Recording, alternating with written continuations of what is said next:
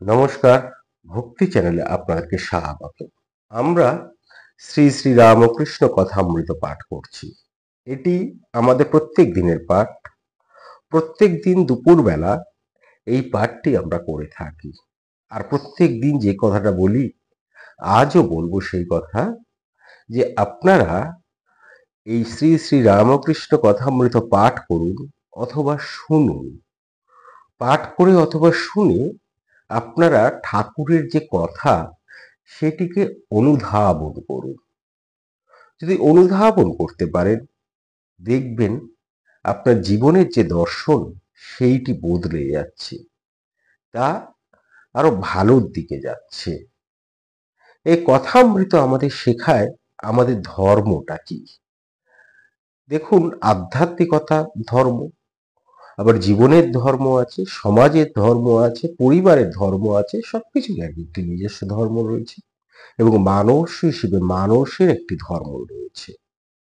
এই প্রত্যেকটি বিষয় কিন্তু এই কথামৃত আমাদের শেখায়। তাই আপনারা কথামৃত শুনুন অথবা পাঠ করুন, অনুধাবন করুন, রসাস্বাদন করুন এবং নিজের জীবনে প্রয়োগ করুন। আর সেই জন্যই আমরা জানার জন্য, বোঝার জন্য, আনন্দ পাওয়ার জন্য এই কথামৃত পাঠ করি। এবং যেটি ভালো আমাদের ধর্ম তো শেখায়, তা সবার মধ্যে ছড়িয়ে দাও, সবার কাছে পৌঁছে দাও। আর সেই জন্যই আমরা যেমন নিজেরা পাঠ করি, নিজেরা জানি, নিজেরা যখন আনন্দ পাই, তখন তা সবার মধ্যে প্রচার প্রসার করার জন্য আমরা এই পাঠ সম্প্রচার করি। আশা করি আপনাদের এই পাঠ ভালো লাগছে। যদি ভালো লেগে থাকে, অবশ্যই আপনারা মন্তব্য করে জানান। আর যদি ভালো না লেগে থাকে, কেন ভালো লাগছে না, কি করলে আমরা নিজেদেরকে আরো উন্নত করতে পারবো, তারও পরামর্শ দিই। কেননা আপনারা আছেন বলেই আমরা আরো উৎসাহিত হই। সঙ্গে একটি লাইক অবশ্যই করতে আশা করি। আমাদের আজকের পর্বে যারা নতুন, আমরা অনুরোধ করব আপনারা আমাদের চ্যানেলটি অবশ্যই সাবস্ক্রাইব করে ফেলুন। কারণ আমরা প্রত্যেক দিন দুপুরবেলা যেমন শ্রী শ্রী রামকৃষ্ণ কথামৃত পাঠ করি, ঠিক তেমনি সন্ধেবেলা আমাদের এই মহান সনাতন হিন্দু ধর্মের কোনো না কোনো বিষয় নিয়ে কথা বলি, আলোচনা করি। এই সবেরই নোটিফিকেশন যেমন আপনি পেয়ে যাবেন, ঠিক তেমনি আমরা ভীষণভাবে উৎসাহিত হই। আর সেই উৎসাহকে পাথেয় করে আজকে আমরা শুরু করছি আমাদের কথামৃত পাঠের ৮১তম পর্ব। আমরা এখানে প্রসঙ্গত আরো দুটি কথা বলবো। আমরা কথামৃত পাঠ করতে করতে যখন কোনো তত্ত্ব কথা পাই, যার ব্যাখ্যা স্বয়ং ভগবান শ্রী রামকৃষ্ণ দিয়ে যাননি বা শ্রীম দেননি, তখন তার ব্যাখ্যা আমরা করি। আর আমাদের এখনো পর্যন্ত যতটা পাঠ হয়েছে তা প্লে লিস্টে অন্তর্গত করা রয়েছে। আপনারা সেইখান থেকে বিগত পাঠগুলি শুনে নিতে পারেন। আমরা যে অধ্যায়টা ছিলাম, ঠাকুর শ্রী রামকৃষ্ণ ভক্ত সঙ্গে দক্ষিণেশ্বর কালীবাড়ির মধ্যে, এই যে অধ্যায়, এই অধ্যায়ের অষ্টম পরিচ্ছেদ আজকে আমরা পাঠ করব। শ্রীমা যার শিরোনাম দিয়েছেন দক্ষিণেশ্বরে মনিরামপুর ও বেলঘরের ভক্ত সঙ্গে। ঠাকুর আজকে এদের সঙ্গে সময় কাটাচ্ছেন এবং ঠাকুর সময় কাটাচ্ছেন মানেই ঠাকুরের কাছে বিভিন্ন প্রশ্ন যাচ্ছে, ঠাকুর তার উত্তর দিচ্ছেন, কখনো বা নিজের থেকেই কোনো কথা বলছেন।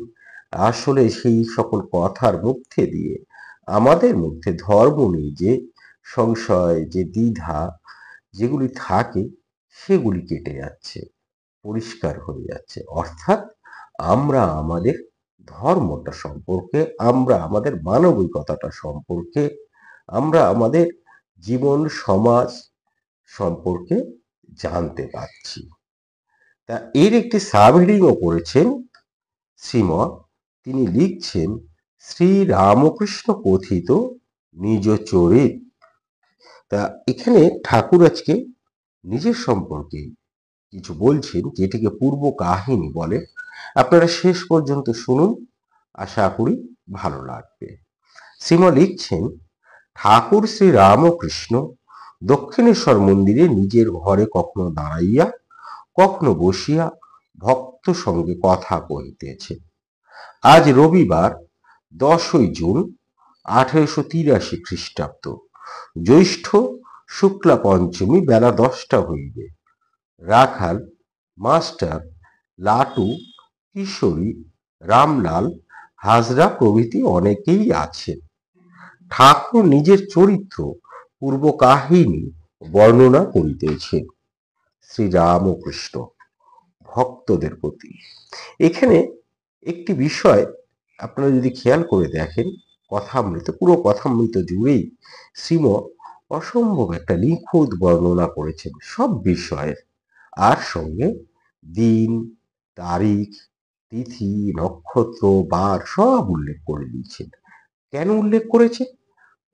এই কারণে যেন আমরা সেই সময়টায় গিয়ে পৌঁছে যেতে পারি।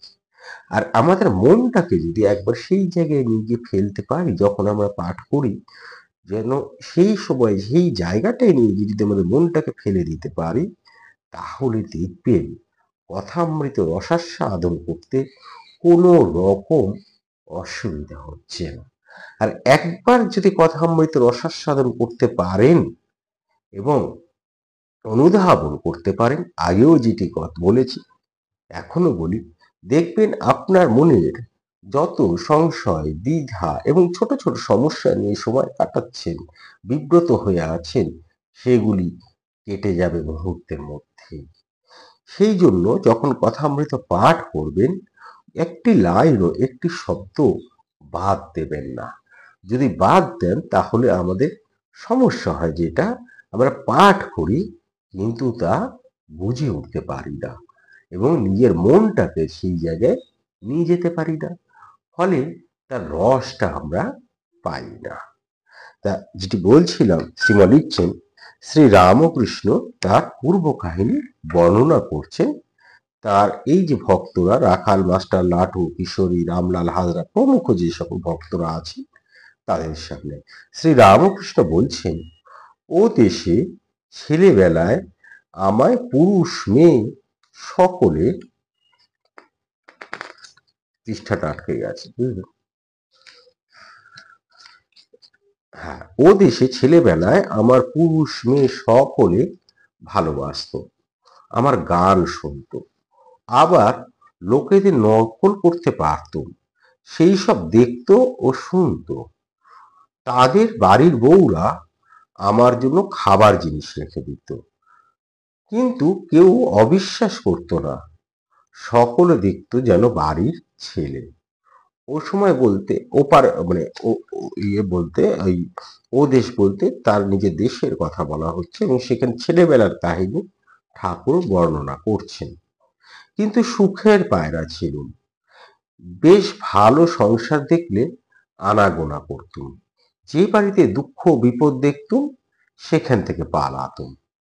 ছোকরাদের ভিতর দু একজন ভালো লোক দেখলে খুব ভাব করতুম, কারুর সঙ্গে সেঙ্গাত পাতাতুম। কিন্তু এখন তারা ঘোর বিষয়ী। এখন তারা কেউ কেউ এখানে আসে, এসে বলে, ওমা, পাঠশালাতে যেমন দেখেছি এখনো ঠিক তাই দেখছি। পাঠশালে শুভঙ্করী আঁকা আঁক বাধা লাগতো, কিন্তু চিত্র বেশ আঁকতে পারতুম, আর ছোট ছোট ঠাকুর বেশ গড়তে পারতুম। সদাব্রত অতিথিশালা, সেখানে দেখতুম, যেখানে দেখতুম সেখানে যেতুম, গিয়ে অনেকক্ষণ ধরে দাঁড়িয়ে দাঁড়িয়ে দেখতুম। কোনোখানে রামায়ণ কি ভাগবত পাঠ হচ্ছে, তা বসে বসে শুনতুম। তবে যদি ঢং করে পড়তো তাহলে তার নকল করতুম আর অন্য লোকেদের শোনাতুম। মানে ছোটবেলা থেকেই কিন্তু ঠাকুর বেশ রসিক ছিলেন। তার কথাবার্তায় তো আমরা সেটা বুঝতেই পারি, সেই ছোট্ট বয়সেই সেই ভাগবত রামায়ণ এগুলো পাঠ করতে যেতে এই শুনতে যেতেন। হ্যাঁ, আর কেউ যদি একটু ঢং করে পড়তো, ওর ঠাকুর তার নকলও করতেন। হ্যাঁ, বেশ রসিক ছিলেন। কিন্তু মেয়েদের ঢং বেশি বুঝতে পারতুম। তাদের কথা, সুর নকল করতুম। করে নারী বাপকে উত্তর দিচ্ছে যাই, বারান্দায় মাগিরা ডাকছে ও তোপসে মাছলা। নষ্ট মেয়ে বুঝতে পারতুম। বিধবা সোজা সিঁথি কেটেছে আর খুব অনুরাগের সহিত গায়ে তেল মারছে। লজ্জা কম, বসবার রকমই আলাদা। উম, থাক বিষয়ীদের কথা। রামলাল রামলালকে গান গাইতে বলিতেছেন। তা ঠাকুর এই বিষয়ীদের কথা বলছে এবং এখানে দেখলেন অষ্টমী কারা, আপনারা জানেন ঠাকুর কাদের উদ্দেশ্যে এই কথাটা বলছেন এবং তাদের লক্ষণগুলো খুব সংক্ষেপে সুন্দর করে ঠাকুর বুঝিয়েও দিলেন। আমাদের তাতে বিস্তারিত যাওয়ার আশা করি প্রয়োজন নেই। তা এরপরে ঠাকুরের একটা ব্যাপার ছিল, কিন্তু বিষয়ের কথা বেশিক্ষণ বলতে পারতেন না। হ্যাঁ, তাই এখানেই তিনি বলছেন থাক বিষয়ীদের কথা, এবং রামলালকে তখন গান গাইতে বলছেন।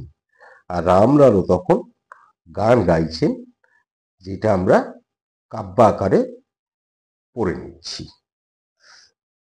কে রণে নাচিসে বামা, নীরদ বরণী, শোনিত সায়রে যেন ভাসিছে নলনলিনী। এইবার রামলাল রাবণ বধের পর মন্দোদরীর বিলপ গান গাহিতেছেন।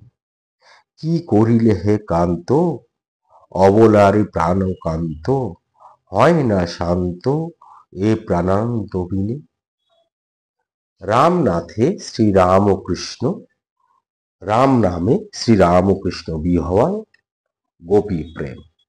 শেষ গানটি শুনিতে শুনিতে ঠাকুর অশ্রু বিসর্জন করিতেছেন আর বলিতেছেন, আমি ঝাউতলায় বাহ্যে করতে গিয়ে শুনেছিলাম নৌকার মাঝি নৌকাতে ওই গান গাইছে। ঝাউতলায় যতক্ষণ বসেছিলাম খালি কেঁদেছি। আমাকে ধরে ধরে ঘরে নিয়ে এলো।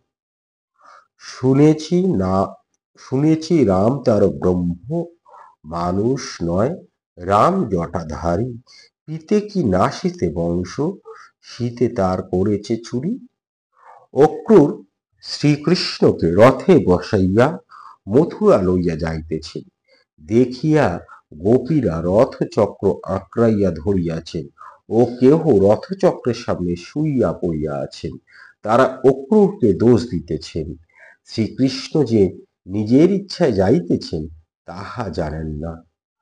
ধরো না রথচক্র, রথ কি চক্রে চলে, যে চক্রে চক্রী হরি, যার চক্রে জগৎ চলে। শ্রীরামকৃষ্ণ ভক্তদের প্রতি গোপীদের কি ভালোবাসা, কি প্রেম! শ্রীমতী স্বহস্তে শ্রীকৃষ্ণের ছবি এঁকেছেন, কিন্তু পা আঁকেন নাই। পাছে তিনি মথুরায় চলে যান। আমি এইসব গান ছেলেবেলায় খুব গাইতাম। এক এক যাত্রার সময় পালা গেয়ে দিতে পারতুম। কেউ কেউ বলতো আমি কালীয় দমন যাত্রার দলে ছিল। এক একজন ভক্ত নতুন উর্নি গায়ে দিয়া আসিয়াছেন।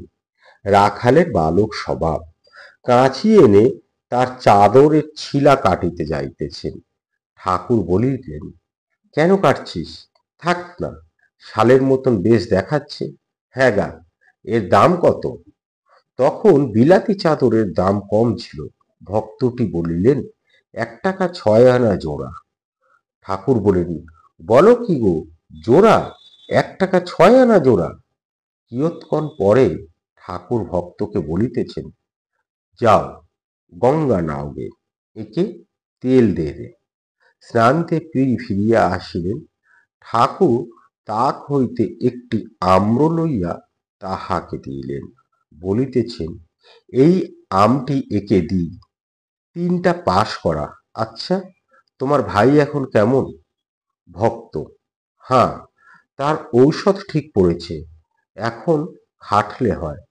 শ্রীরামকৃষ্ণ, এখন খাটলে হয় মানে সে বিশ্রাম নিচ্ছিল, কাজকর্ম করার কথা বলছে আর কি। তা স্ত্রী শরীর খারাপ হয়েছিল, অসুস্থ ছিলেন, তাই এখন যেরকম রেস্টে, ডাক্তার রেস্টে পাঠিয়ে দেয়। এবার সে ওষুধ খেয়ে ঠিক হয়েছে, তাই বলছেন। এবং ঠাকুর প্রত্যেকের দেখুন, প্রত্যেকের আলাদা আলাদাভাবে খবর নিতেন, এর আগেও আমরা দেখেছি। আসলে প্রত্যেকটি মানুষের জন্য ঠাকুরের মধ্যে ব্যাকুলতা ছিল। এটাই তো প্রেম। প্রেম তো কখনোই এককেন্দ্রিক হয় না, যে আমি নির্দিষ্ট একজনকে জড়িয়ে ধরে রইলাম, জীবনটা কাটিয়ে দিলাম। প্রেম হচ্ছে সর্বজনীন। হ্যাঁ, তা সেই তারপরে লিখছেন, শ্রীরাম ও কৃষ্ণ, তার একটি কর্মের জোগাড় করে দিতে পারো?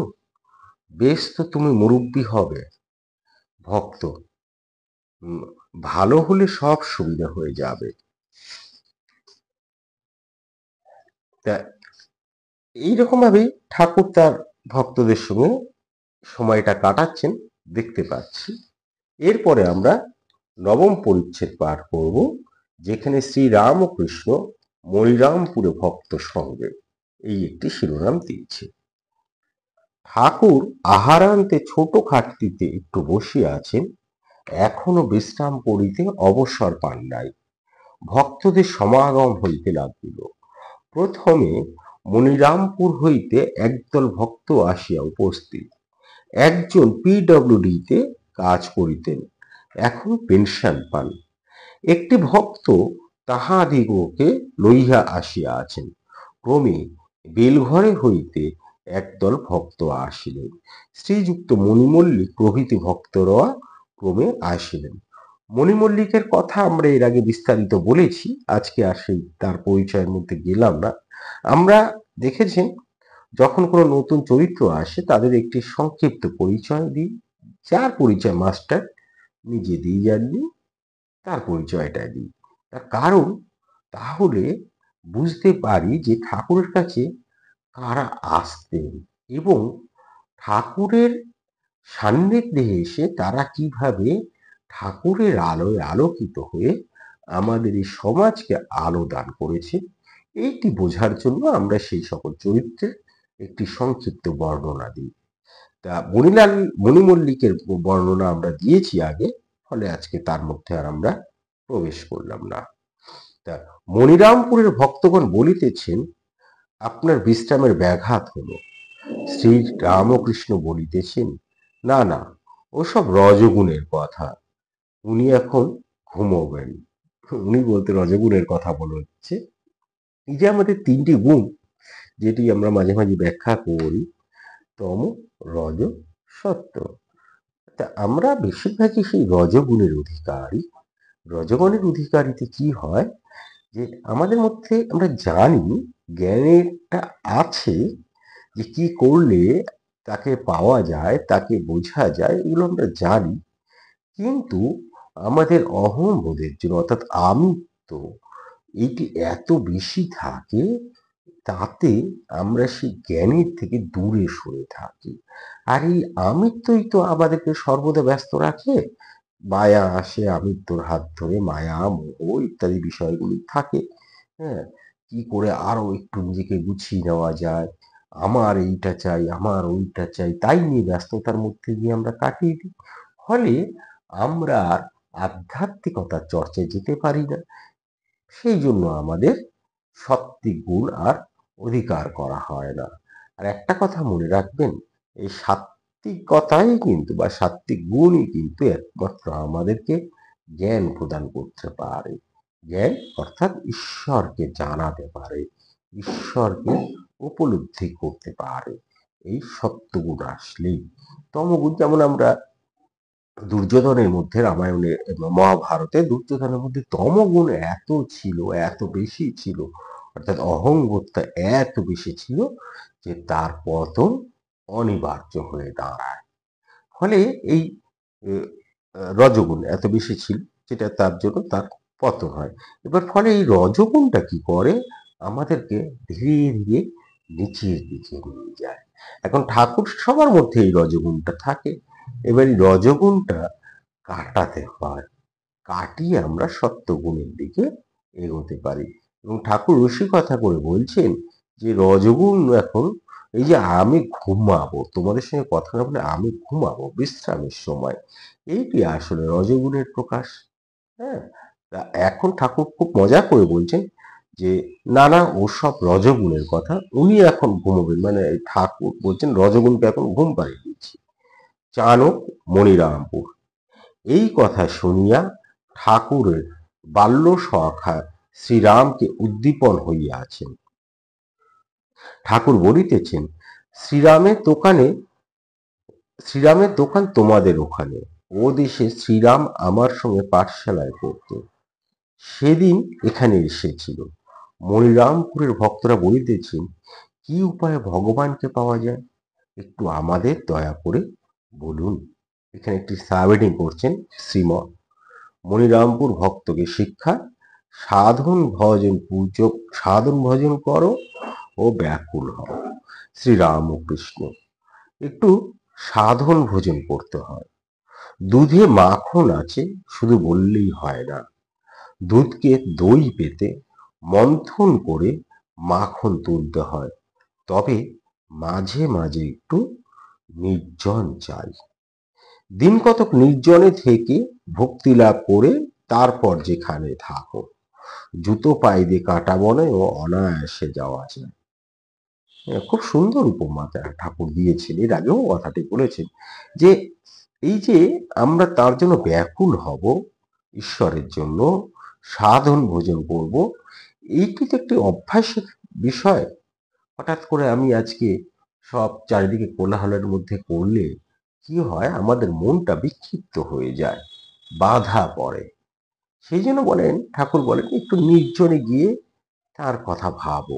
এই যে তার কথা ভাববো, সাধনা করব, এইটি যদি আমি নির্জনে গিয়ে দিন কত করতে পারি, ঠাকুর সেই কথাটাই আমাদেরকে বলেছেন, জানিয়েছেন যে দিন কত যদি করা যায় তাহলে কি হয়, এটা একটা অভ্যাসে চলে আসে।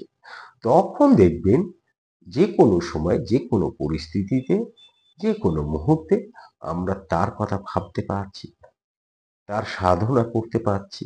ঠিক যেমন ভাবে সেই যদি পায়ে জুতো থাকে, ঠিক যেমন ভাবে জুতো পরে মানে পায়ে জুতো দিলে অনায়াসে কাটা বনে হেঁটে যাওয়া যায়, ঠিক তেমনই এই যে চারিদিকে এই যে সংসার জগতের এগুলোকে তো কাটার নেয়, আমাদেরকে বারবার বাধা দেয়, এগোতে দেয় না, যা অনিত্য। হ্যাঁ, তবে যদি আমরা একটু সাধনাটা অভ্যাস করে নিতে পারি, খুব সোজা, এমন কিছু কঠিন নয়। হ্যাঁ, করে নিলেই কিন্তু দেখবেন তখন এই জাগতিক যা কিছু আছে তা কিন্তু বাধা হয়ে দাঁড়ায় না সাধনার পথে। তা এবার সাধনা আর কি করে করব? চাইলেই তো করা যায় না। তাহলে প্রথমে যেটা করতে হবে, ঠাকুর বলছেন যে প্রথম কথা হলো বিশ্বাস। প্রথমে বিশ্বাস করতে হবে, হ্যাঁ তিনি আছেন, তিনি সর্বভূতে বিরাজমান এবং সর্বদা তিনি আমাকে রক্ষা করে চলেছেন। এই যে বিশ্বাসটা যদি আনি, ঠাকুর বলছেন, তাহলেই এইটি সম্ভব হবে। এবং তিনি সুন্দর একটি কথা বলছেন, যেমন ভাব তেমনই লাভ, মূল সে প্রত্যয়, বিশ্বাস হয়ে গেলে আর ভয় নাই। মনিরামপুর ভক্ত। আজ্ঞা, গুরু কি প্রয়োজন? শ্রীরামকৃষ্ণ। অনেকের প্রয়োজন আছে, তবে গুরুবাক্যে বিশ্বাস করতে হয়। গুরুকে ঈশ্বর জ্ঞান করলে তবে হয়। তাই বৈষ্ণবরা বলেন, গুরু কৃষ্ণ বৈষ্ণব। তার নাম সর্বদাই করতে হয়। কলিতে নাম মাহাত্ম্য, অন্নগত প্রাণ, তাই যোগ হয় না। তার নাম করে হাততালি দিলে পাখি পালিয়ে যায়। আরো কতগুলি বিষয় তিনি বলছেন। তার মধ্যে আরেকটি বিষয় হচ্ছে সৎসঙ্গ। যেমন বললেন নাম, এর আগেও বলেছেন নাম গুণ গান এবং নাম মাহাত্ম্য, নাম গুণ গানের কথা তিনি বলেছেন, যা আমরা এর আগে বিশ্লেষণ করেছি। আজকে আমরা তার মধ্যে যাব না। আমাদের পূর্বতন কোনো পর্বে করা আছে, আপনারা প্লেলিস্ট থেকে দেখতে পারেন, এবং শিরোনাম সম্ভবত নাম গুণগান মাহাত্ম্য। আচ্ছা, আরেকটি কি বলছেন? বলছেন সৎসঙ্গ সর্বদাই দরকার। গঙ্গার যত কাছে যাবে ততই শীতল হাওয়া পাবে, অগ্নির যত কাছে যাবে ততই উত্তাপ পাবে। তা সৎসঙ্গ কিভাবে করা যেতে পারে সেইটিও আমাদেরকে ঠাকুর এর আগে বলেছেন, বা কথামৃত পাঠ করতে গিয়ে আমরা যে ব্যাখ্যা করি তাতে আমরাও বলেছি সৎসঙ্গ মানে যে সর্বদা কোনো একজন সাধুর সঙ্গে কথা হতে হবে, তার উপদেশ পেতে হবে, সেরকম তো খালি নয়, সেটা পাবোই বা কোথায়? আমি কাজের মধ্যে দিয়ে এই বর্তমান যে আধুনিক উত্তর আধুনিক যুগ চলছে সেখানে আমি কোথায় পাবো? তা সৎসঙ্গ হচ্ছে দুটি ভালো কথা শোনা, একটু ঈশ্বরের কথা শোনা, একটু তার কথা ভাবা, তার নাম গুণ করা, ভালো ভালো গ্রন্থ পাঠ করা, এইগুলি হচ্ছে সৎসঙ্গ। তা যদি সেই ঈশ্বরকে বুঝতে গেলে বা তার কে বিশ্বাস করতে গেলে এইগুলির প্রয়োজন হয়। একটু সৎসঙ্গ বলছেন ঠাকুর, এবং বলছেন গঙ্গার যত কাছে যাবে ততই শীতল হাওয়া পাবে। অর্থাৎ আমাদের মন শান্ত হবে যখন আমরা এই সৎসঙ্গটা করব। কারণ আমরা তখন আধ্যাত্মিকতার পথের দিকে, ঈশ্বরকে অনুধাবন করার দিকে কিছুটা এগিয়ে যেতে পারি। ধিমে তেতলা হলে হয় না। যাদের সংসারে ভোগের ইচ্ছা আছে তারা বলে হবে কখন না কখনো ঈশ্বরকে পাবে। আমি কেশব সেনকে বলেছিলুম, ছেলেকে ব্যাকুল দেখলে তার বাপ ৩ বৎসর আগেই তার হিস্সে ফেলে দেয়। মা রাঁধছে। এই যে সংসারে মানুষদের একটা থাকে না, আলস্য থাকে একটা, হবে আজ না, ঠিক আছে কাল হবে, এই আজ মাছ খেয়ে ফেলেছি আজকে হবে না, আজকে বাড়িতে লোকজন আসছে আজকে হবে না, এই করতে করতে দেখা যায় যে জীবনটাই কাটিয়ে দেয়। কিন্তু ওগুলো বাহানা, একটা কথা আছে না, নায়ের অনেক বাহানা থাকে। হবে না, আগে তো শুরুটা করে দিন, আগে শুরু করে দিন।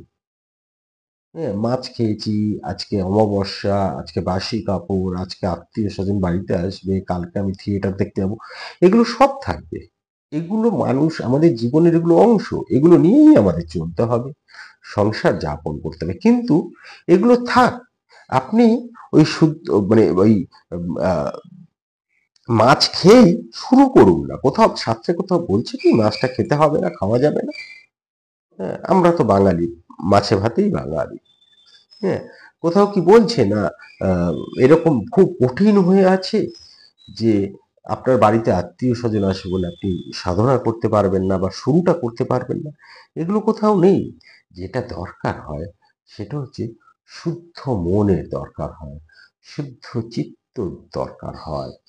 তা সেই যে শুদ্ধ মন নিয়ে, শুদ্ধ চিন্তা নিয়ে আপনি শুরুটা করে দিন, তাহলে দেখবেন যে ওই আলস্যটা কেটে যাবে। এবং কেন শুরু করে দেবেন? আপনি পিছিয়ে যাবেন না। ঠাকুর সুন্দর উদাহরণ দিয়ে বলছেন যে মা রেঁধেছে, কোলের ছেলে শুয়ে আছে, মা মুখে চুষি দিয়ে গেছে, যখন চুষি ফেলে চিৎকার করে ছেলে কাঁদে, তখন মা হাঁড়ি নামিয়ে ছেলেকে কোলে করে মায়ের দেয়। এই সব কথা শুনে কেশব সেনকে ছিলাম, কলিতে বলে একদিন এক রাত কাঁদলে ঈশ্বর দর্শন হয়। মনে অভিমান করবে আর বলবে তুমি আমাকে সৃষ্টি করেছ, দেখা দিতে হবে। অর্থাৎ একটা দৃঢ়তা থাকতে হবে, একটা জোর থাকতে হবে। এই যে আরো বলছেন তিনি, সংসারেই থাকো আর যেখানেই থাকো ঈশ্বর মনটি দেখেন। বিষয়াসক্ত মন যেমন ভিজে দেখলে যত ঘষ জ্বলে না। একলব্য মাটিতে দ্রোণ অর্থাৎ নিজের গুরু মূর্তি সামনে রেখে বাণ শিক্ষা করেছিল। একলব্যর কাহিনী আপনারা জানেন। পরে নয়, এর একটি আলাদা পর্ব আমরা করব। তা এগিয়ে পড়ো, কাঠুরে এগিয়ে গিয়ে দিয়েছিল চন্দন কাঠ, রূপার খনি, সোনার খনি। আরো এগিয়ে গিয়ে দেখলে হিরে, মানিক। যারা অজ্ঞান তারা যেন মাটির দেওয়ালের ঘরের ভিতর রয়েছে। ভিতরে তেমন আলো নাই, আবার বাহিরে কোনো জিনিস দেখতে পাচ্ছে না। জ্ঞান লাভ করে যে সংসারে থাকে, সে যেন কাঁচের ঘরের ভিতর আছে। ভিতরের আলো, বাহিরেও আলো। ভিতরের জিনিস দেখিতে পায়, আর বাইরের জিনিসও দেখিতে পায়। তারপরে একটি ছোট্ট করে একটি সাবহেডিং করেছেন শ্রীম, লিখছেন ব্রহ্ম ও জগন্মাতা এক।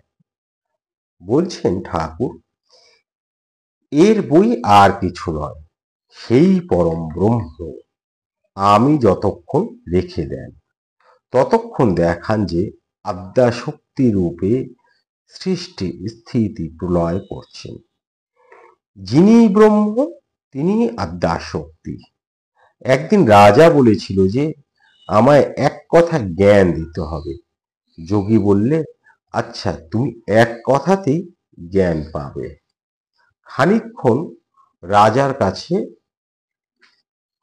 খানিকক্ষণ পরে রাজার কাছে হঠাৎ এক জাদুকর এসে উপস্থিত। রাজা দেখলেন সে এসে কেবল দুটো আঙুল ঘুরোচ্ছে আর বলছে, রাজা এই দেখো এই দেখো। রাজা অবাক হয়ে দেখছে। খানিকক্ষণ পর দেখে দুটো আঙুল একটা হয়ে গেছে। জাদুকর একটা আঙুল ঘোরাতে ঘোরাতে বলছে, রাজা এই দেখো এই দেখো। অর্থাৎ ব্রহ্ম আর আদ্যাশক্তি প্রথম দুটো বোধ হয়, কিন্তু ব্রহ্ম জ্ঞান হলে আর দুটি থাকে না, অভেদ এক। যে যে একে দুই নাই, অদ্বৈতম। এখানে আমাদের এই পরিচ্ছেদ শেষ হচ্ছে, এবং শেষ পর্যন্ত ঠাকুর দেখালেন আমাদের যে বেদান্ত দর্শন, যা আমরা পড়ে পড়ে পড়ে পড়ে এই জায়গায় আমরা উপনীত হই যে আসলে এই ব্রহ্ম পরব্রহ্মই হচ্ছে সব, যা কিছু আছে সেই হচ্ছে একই, তিনি হচ্ছেন পরব্রহ্ম, যা আসলে অভেদ। সেই যে আমরা যা পড়ে পড়ে অনেক পড়ে উপনিষদ পড়ে ইত্যাদি পড়ে আমরা যে জায়গাটায় পৌঁছতে পারি, দেখুন ঠাকুর কি সুন্দর সংক্ষেপে সেই কথাটাই আজকে আমাদেরকে বুঝিয়ে দিলেন যে এই ব্রহ্মটা কি।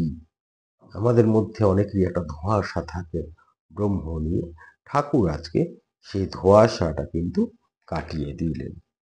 তা এইখানেই এই পরিচ্ছেদটা শেষ হচ্ছে, নবম পরিচ্ছেদ। আমরাও আমাদের পাঠ আজকে এখানে শেষ করছি। আগামীকাল আমরা দশম পরিচ্ছেদ পড়ব। আবারও বলি, যাদের আজকের পাঠ ভালো লেগেছে অবশ্যই একটু মন্তব্যে জানান, আর যাদের ভালো লাগেনি তারাও জানান। তার কারণ আমরা তাহলে বুঝতে পারি, একটু নিজেদেরকে যদি ভুল হয়ে থাকে তাহলে সংশোধন করে নিতে পারি। এটি একটি বড় সুযোগ আমাদের করে দিন, এবং এই সুযোগটা করে দিতে পারেন আপনারাই। ভালো থাকবেন, ভালো রাখবেন, নিজে আনন্দে থাকবেন, অন্যকে আনন্দিত রাখবেন। ধন্যবাদ, নমস্কার।